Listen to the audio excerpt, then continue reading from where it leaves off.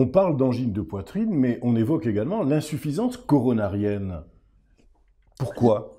C'est une très bonne question. L'insuffisance coronarienne est en fait la diminution du débit sanguin dans les vaisseaux coronaires.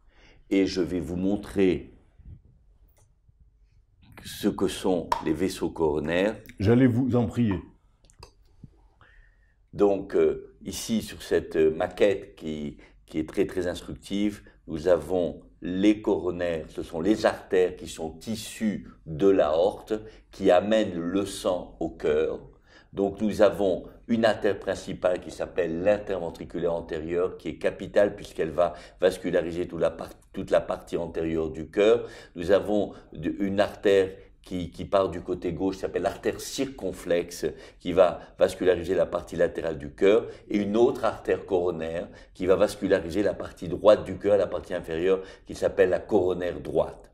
L'angine de poitrine est provoquée dans 90% des cas par un blocage sur une de ces artères, c'est-à-dire que le sang n'arrive pas au niveau du cœur. Donc le patient qui doit faire un effort ne reçoit pas dans son cœur assez de vascularisation, il éprouve une douleur, il doit s'arrêter. Et comme il s'arrête, le débit revient et il peut reprendre son effort. Donc c'est un petit peu la définition de l'insuffisance coronarienne. Il y a une autre forme d'insuffisance coronarienne qui s'appelle l'angine de Prinzmetal, suivant le nom du médecin qui l'a décrit, c'est-à-dire le spasme coronaire. C'est-à-dire que vous avez des coronaires qui sont a priori normales, mais de temps en temps, par phénomène nerveux, l'artère se ferme et entraîne des douleurs thoraciques qui sont en général des douleurs de repos. Et là, c'est un diagnostic difficile à faire parce qu'il faut vraiment être au moment où le patient éprouve sa douleur. Donc, en fait, cette douleur est provoquée par l'arrêt de la circulation dans la coronaire. La coronaire va crier en quelque sorte. Donc, en fait, la coronaire va crier parce qu'elle n'est plus alimentée. C'est plutôt le cœur qui va crier.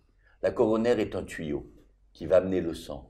Mais quand le cœur ne reçoit plus de sang, comme vous le dites, il va crier.